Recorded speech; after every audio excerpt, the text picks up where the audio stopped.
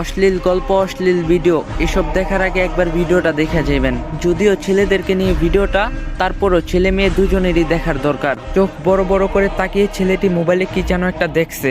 অন্ধকার ঘর, আফসা কানে ইয়ারফোন, দেখছে জিনার দৃশ্য, স্বাদ নিচ্ছে তার চোখ। বড় বড় করে তাকিয়ে আছে ছেলেটি, দেখছে গোপন নিকৃষ্ট দৃশ্যগুলো। নিস্তব্ধ রাত 11:20 নেকেট দেখছে বা অবৈধ কোনো নারীর সাথে জিনার আলাপ করছে নির্ভীতিতে। কত সাথ গুনাহ করতে। হঠাৎ আচমকা শরীরটা ঝাঁকুনি দিয়ে উঠল।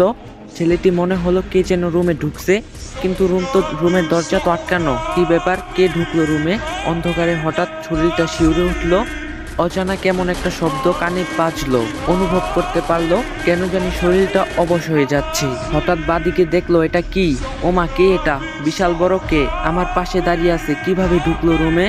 হাই মাবুদ, এই কেমন ভয়ানক মূর্তি দাঁড়িয়ে আছে আমার সামনে। থর থর করে কাঁপছে শরীর। হাত থেকে বুকের উপরে পড়লো মোবাইলটা। নেকেট চলছে পুরো দমে। মোবাইলটা বুকের উপর থেকে পিছলে ছেলেটির গায়ের উপর গিয়ে পড়লো, কিন্তু চলছে উলঙ্গ নারী পুরুষের জিনার ভিডিও। হয়তো মৃত্যুর ডাক পড়ে গেল তার।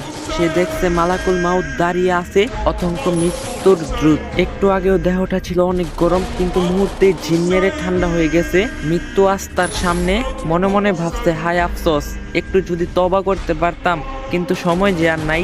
ছেলেটি পাপ ছাড়তে পারেনি, এর আগেই ডাক পড়ে গেছে মৃত্যুর। সময়ও পায়নি তওবা করতে। মোবাইলে ছিল অগণিত উলঙ্গ ভিডিও, ছিল কত রং বেরঙের সুরালো গান। ডিলেটও করতে পারেনি, তার আগেই মৃত্যু হাজির। মৃত্যু ডাকছে তাকে, এসো হে নাপাক আত্মা, আসো হে নাপাক জামিল, নফসের উপর অত্যাচারী রুহু। ভয়ে রুহু দৌড়াদৌড়ি শুরু করলো। দেহের আনাচে কানাচে পা দুটি হিম ঠান্ডা হতে শুরু করলো। কেউ নেই পাশে। চোখ উল্টিয়ে ভয়ে গলাটাও শুকিয়ে গেছে। পাশেই পড়ে আছে নেকেট